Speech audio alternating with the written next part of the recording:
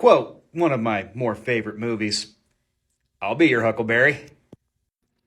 So, Kansas did. We took on Missouri. In fact, a lot of states kind of took on Missouri. Now, Missouri is, well, here, hold on one sec.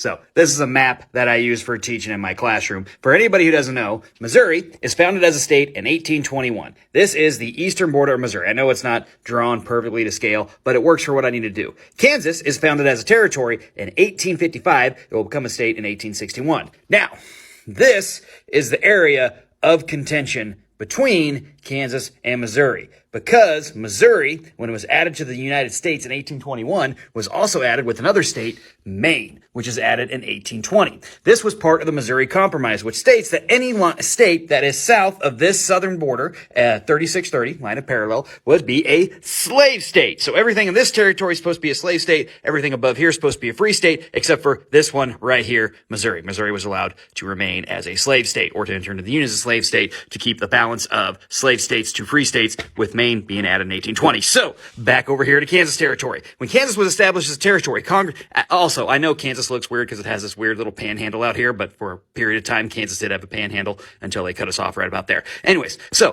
Kansas territory and Nebraska territory, both established in 1855. Congress decides in their infinite wisdom they're going to pass something called popular sovereignty, where the people of Kansas and Nebraska will decide whether or not slavery is allowed.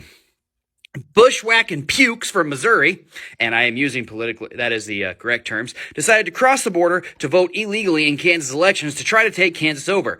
Kansans, led by John Brown himself, well, he wasn't their leader, but he was one of them who was involved, repel, kill, and get rid of these Missourians and kick them out of Kansas so Kansas can maintain its own state. So, in answer to your question that Kansas could take on Missouri, Kansas took on Missouri, and we won.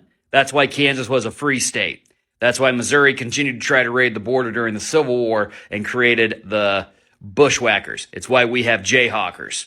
That's why we burned down the Burnt District and had to create a special section of the state to keep out Missourians and Kansas from killing one another. Missouri tried. They lost. Next question.